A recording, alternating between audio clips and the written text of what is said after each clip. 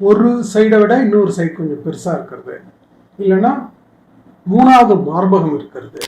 மார்பக புற்றுநோய் அறுவை சிகிச்சைக்கு அப்புறம் என்னோட வாழ்க்கையும் என்னோட மார்பகமும் நார்மலாக இருக்கணும் இருக்கிறாங்க. அதுவும் கரெக்டான இம்ப்ளான்ஸ் வைக்கிறப்ப அந்த கேன்சர் இன்சிடென்ட்ங்கிறது ஆல்மோஸ்ட் நெக்லிஜிபிள். ஒரு மார்பகம் இல்லைன்னா சில பேருக்கு 2 மார்பகத்தையும் எடுக்கிற மாதிரி இருக்கலாம்.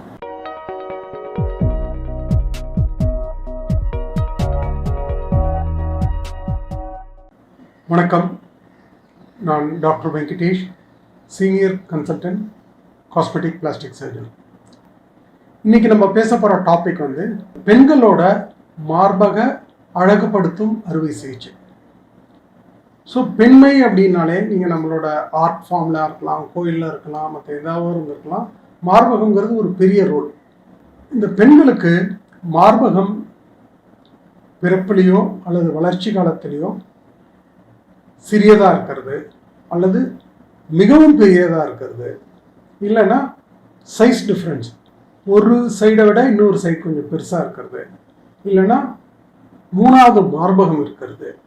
பேர்காலத்துக்கு பின்பு அந்த மார்பகம் தொங்கி இறங்கி போகிறது, இல்லைன்னா நம்மளோட ஆம்பிட்ஸ் அக்கல்னு சொல்லக்கூடிய ஒரு ஆக்சிலாக்கு கிட்டக்க ஒரு எக்ஸ்ட்ராவான ஒரு பல்ஜ் இருக்கிறது. இல்லை மற்றது ஒரு சின்னதாக ஃபைப்ரோடினோமான்னு சொல்லக்கூடிய ஒரு மார்பக கொழுப்பு கட்டி அதை எடுத்துப்பாங்க, அந்த இடம் ஒரு சின்னதாக ஒரு பள்ள மாதிரி இருக்கலாம். இப்போ சமீப காலத்தில் மார்பக புற்றுநோயோட ஒரு அவேர்னஸ் இன்னும் அதிகமாகிறதுனால மார்பக புற்றுநோயை நம்ம ஆரம்ப காலத்திலே கண்டுபிடிக்கிறோம். அதனால் நம்ம அந்த ட்ரீட்மெண்ட்டும் ஏர்லியாகவே நடக்குது. ஒன்று நம்மளால் பிரஸ்ட்டை கன்சர்வ் பண்ண முடியும், இல்லைன்னா இந்த மார்பக புற்றுநோய்க்கான மற்ற chemotherapy and radio therapy advance ஆக பேஷண்ட்டுக்கு உயிர் பிழைச்சா போதும் அப்படிங்கிற ஒரு ஸ்டேஜ்லேருந்து என்னோட மார்பக புற்றுநோய் அறுவை சிகிச்சைக்கு அப்புறம் என்னோட வாழ்க்கையும் என்னோட மார்பகமும் நார்மலாக இருக்கணும் அப்படிங்கிற ஒரு தாட்டும் அதிகமாக வர ஆரம்பிக்குது. இது எல்லாத்துக்குமே நான் சொன்ன அனைத்து விஷயமுமே, அதாவது மார்பக சைஸ் சின்னதாக இருக்கிறது, பெருசாக இருக்கிறது, வேறுகாலத்துக்கு பிறகு மார்பகம் தொங்கி போகிறது, ஒரு சைடுக்கும் இன்னொரு சைடுக்கும் உள்ள டிஃப்ரென்ஸ் இருக்கிறது, மூன்றாவது மார்பகம் இருக்கிறது, அக்கலுக்கிட்ட சொல்லக்கூடிய ஆம்பிட்டுக்கிட்ட எக்ஸ்ட்ராவான பல்ஜ் இருக்கக்கூடிய ஒரு விஷயங்கள், அல்லது சில பினைன் டியூமர்ஸ் ஃபைப்ரோடினோமா மாதிரி ஒரு இடத்த எடுத்த பிறகு அந்த இடத்துல ஒரு பள்ளம் இருக்கிறது. மார்பக புற்றுநோய் அறுவை சிகிச்சைக்கு பின்னாடி மார்பகத்தை திருப்பி உருவாக்குறது அனைத்துமே பிளாஸ்டிக் சர்ஜரோட ஒரு ப்ரிவ்யூவில் வரும், அவங்க செய்யக்கூடிய ஒரு விஷயங்கள். சரி, மார்பக அறுவை சிகிச்சையில் நான் இப்போதைக்கு ஆகுமெண்டேஷன் சொல்லக்கூடிய சிறிய மார்பகத்தை பெரிய மார்பகமாக அல்லது கரெக்டான சைஸ்க்கு கொண்டு வர்றது எப்படி அப்படிங்கிறது. இப்போதைக்கு இந்த பிரஸ்ட் இம்ப்ளான்ஸ் இது one of the most commonly perform surgery. Doctor silicone அப்போ அதெல்லாம் இந்த சிலிக்கான்ங்கிறதெல்லாம் 1970s பேசிட்டு இருக்கோம். இப்போதைக்கு நம்ம 2024 இருக்கிறோம். அதோட ஃபார்மே மாறி போச்சு. நான் 1940 ஓட்டின ஒரு காரும் இப்போதைக்கு 2024 ஓட்டுற காரும் எப்படி ரெண்டுமே கார் தான், பட் ஆனால் டிஃப்ரெண்ட்ங்கிற மாதிரி அந்த இம்ப்ளான்ஸோட சைஸஸ், டெக்ஸ்சர்ஸ், சேஃப்டி எல்லாமே மாறி போச்சு. இப்போதைக்கு வர்ற இம்ப்ளான்ஸ்லாம் they are one of the safest implants. இந்த ஆப்ரேஷன் கண்ணுக்கு தென்படாத ஒரு இடத்துல ஒரு காயத்தை ஏற்படுத்தி நம்ம அந்த இம்ப்ளான்ஸை வச்சுக்கலாம்.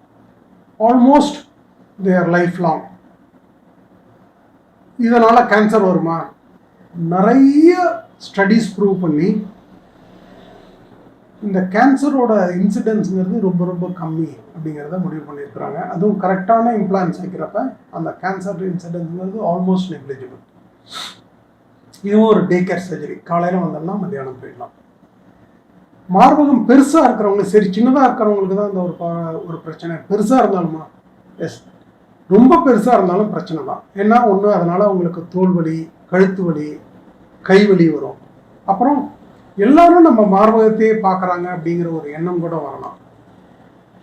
ரொம்ப மார்பகம் பெருசாக இருக்கிறதுனால அந்த வேர்வை பட்டு அந்த மார்பகத்துக்கு கீழே உள்ள ஒரு தோலில் ஃபங்கல் இன்ஃபெக்ஷன்ஸோ அல்லது எக்ஸ்கோரியேஷனோ வரலாம். இது எல்லாமே வந்து ஆப்ரேஷன் மூலியமாக சரி பண்ணக்கூடியது. இது ஆப்ரேஷன் பண்ணுறப்ப எங்களோட ஒரு கோல் என்னென்னா 2 மார்பகத்தையும் கரெக்டாக ஒரே சைஸில் வைக்கிறது, கரெக்டான ஏரியாவில் அந்த நிப்பிள் ஏரியாவில் வைக்கிறது. அந்த பேஷண்ட் பேர்காலத்துக்கு பிறகு குழந்தைக்கு பால் கொடுக்கக்கூடிய ஒரு தன்மையை கெடுக்காமல் இருக்கிறது. இது 3ம் ஒரு எக்ஸ்பீரியன்ஸ் பிளாஸ்டிக் சர்ஜனால செய்ய முடியும். அப்புறம் இந்த அக்கல் கிட்டக்க உள்ள ஒரு ஃபேட்டி டிஷ்யூ ஆக்சிலரி பிரஸ்ட் அப்படின்னு சொல்லக்கூடியது. இதனால் என்ன இருக்குது அப்படின்னா அவங்களால கரெக்டான ஒரு ஜாக்கெட் போட்டு கூட அவங்களால ஒரு ஃபங்க்ஷன் போக முடியாது, சுடிதார் போட முடியாது. ஏன்னா அந்த இடத்துல அது ஒரு மார்பகம் மாதிரி இருக்கும்.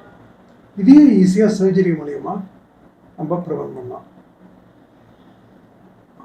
டாக்டர் எல்லாத்துக்கும் சர்ஜரி தான் பண்ணுமா, ஒரு இன்ஜெக்ஷன் போட்டு என்னோட மார்பகத்தை பெருசாக்க முடியாதா, இல்லை ஒரு லைப்போசக்ஷன் மூலியமாக வந்து நம்மளோட மார்பகத்தை சின்னதாக்க முடியாதா அப்படின்னா, நம்ம எய்ம் வந்து உங்களோட கோலை நிறைவேற்றுறது, அதை சேஃபான ரூட் மூலியமாக கொண்டு போகிறது, இதுதான் நம்ம கோலாக இருக்க முடியும். சில விஷயங்களை நம்ம வந்து ஒரு ஜாக்கெட் பெருசாக இருக்குது அல்லது ஒரு பேண்ட் பெருசாக இருக்குது, அதை தையல் போடாமல் சரி பண்ண முடியுமா? ஒரு மருந்து மாத்திரை தடவி அல்லது ஒரு ஆயின்மெண்ட் தடவி செய்யவே முடியாது. அதே மாதிரி தான் இதுவும். அப்புறம் டாக்டர் வந்து என்னோட கொழுப்பையே எடுத்து என்னோட மார்பகத்தை பெருசு பண்ண முடியாதா அப்படின்னா டெஃபினட்டாக செய்யலாம். ஃபேட் கிராஃப்டிங் ஃபார் பிரஸ்ட் அப்படிங்கக்கூடிய ஒரு விஷயமும் இருக்குது. பட் ஆனால் அந்த ஃபீல் வந்து நம்மள ஒரு இம்ப்ளான்ட் வைக்கிற ஃபீல் கிடைக்கவே கிடைக்காது. நான் வந்து 34Bலேருந்து 36CO 36DO போகணும் அப்படின்னா இம்ப்ளான்ட் தான் கரெக்டான சாய்ஸ், வந்து ஃபேட் கிடையாது. இல்லை டாக்டர் எனக்கு ஒரு சின்ன மினிமல் இம்ப்ரூவ்மெண்ட் இருந்தால் போதும் அப்படின்னா நம்ம கொழுப்பையே எடுத்து அந்த இடத்துல வைக்கலாம். ரெண்டாவது அந்த ஃபீல், அந்த நம்ம ஃபேட்டுங்கிறது அந்த இம்ப்ளான்ட்டோட ஃபீலை கொண்டே வராது. நம்ம இம்ப்ளான்ட் வச்ச பிறகு அந்த மார்பகத்தை தொட்டு பார்க்குறப்ப அப்படியே ஆல்மோஸ்ட் நார்மல் பிரஸ்ட் மாதிரி இருக்கும். பேறுகாலத்துக்கு பிறகு சில பேருக்கு வந்து மார்பகம் தொங்கி போயிடும். ஒன்று மார்பகமே தொங்கி இருக்கலாம், அல்லது அந்த நிப்பிள் ஏரியாலான்னு சொல்லக்கூடிய ஏரியா, அந்த ஏரியா கரெக்டான இடத்துல இல்லாமல் அது கீழே தொங்கி இருக்கிறதுனாலையும் அந்த மார்பகம் தொங்கி போனதாக இருக்கலாம். இதை பேஷண்ட் அசஸ் பண்ணிவிட்டு வெறும் லிஃப்ட் மட்டும் போதுமா, இல்லை பிரஸ்ட்டை லிஃப்ட் பண்ணிவிட்டு நம்ம உள்ளே வந்து ஒரு ஆகுமெண்டேஷன், அதாவது ஒரு இம்ப்ளான்ட் வைக்கணுமா அப்படிங்கிறது டிசைட் பண்ணணும். அது வந்து ஒரு பேஷண்ட்டோட ஒரு டாக்டர் பேசி அவங்களோட ஒரு என்ன தேவைங்கிறத புரிஞ்சுக்கிட்டு செய்ய வேண்டிய ஒரு விஷயம். இந்த மார்பக புற்றுநோய்க்கு பிறகு அந்த பிரஸ்ட் ரீகன்ஸ்ட்ரக்ஷன் ஒரு 20 years முன்னாடி அந்த இடத்துல ரவுண்டாக ஏதாச்சும் ஒன்று இருந்தால் போதும் அப்படின்னு நினச்ச காலம்லாம் இருக்குது. அதை செஞ்சுட்டு ஆஹா நம்ம அந்த இடத்துல ஒரு மார்பகத்தை கொண்டு வந்துட்டோம் அப்படின்னு எங்களை நாங்களே முதுகில் தட்டி கொடுத்துக்கிட்ட காலமும் இருக்குது. பேஷண்ட்ஸ் டிமாண்ட்ஸ் மாறுது. டாக்டர் எனக்கு எந்த சைடில் நீங்கள் ஆப்ரேஷன் பண்ணுறீங்களோ அதே மாதிரி எனக்கு ஆப்போசிட் சைட் பிரஸ்ட்டும் எனக்கு கொண்டு வரணும் அப்படின்னு, எனக்கு ரெண்டும் ஒரே மாதிரி சிமெட்ரி இருக்கணும், என்னோட நிப்பிள் அண்ட் ஏரியாவில் அந்த முளைப்பகுதியும் நம்ம கரெக்டாக ரீகன்ஸ்ட்ரக்ட் பண்ணணும், அதோட கலர் மேட்ச் ஆகணும் அப்படின்னு பேஷண்ட்ஸோட டிமாண்ட் இன்க்ரீஸ் ஆக எங்களோட டெக்னிக்ஸ், எங்களோட ரிஃபைன்மெண்ட்ஸ், நாங்கள் போட வேண்டிய முயற்சி எல்லாமே மாறுது. இப்போதைக்கு ஆல்மோஸ்ட் நியர் நார்மலாக ஒரு மார்பகம் இல்லைனா சில பேருக்கு வந்து 2 மார்பகத்தையும் எடுக்கிற மாதிரி இருக்கலாம், ரீகன்ஸ்ட்ரக்ட் பண்ணக்கூடிய ஆப்ஷன்ஸ்லாம் வந்துருச்சு.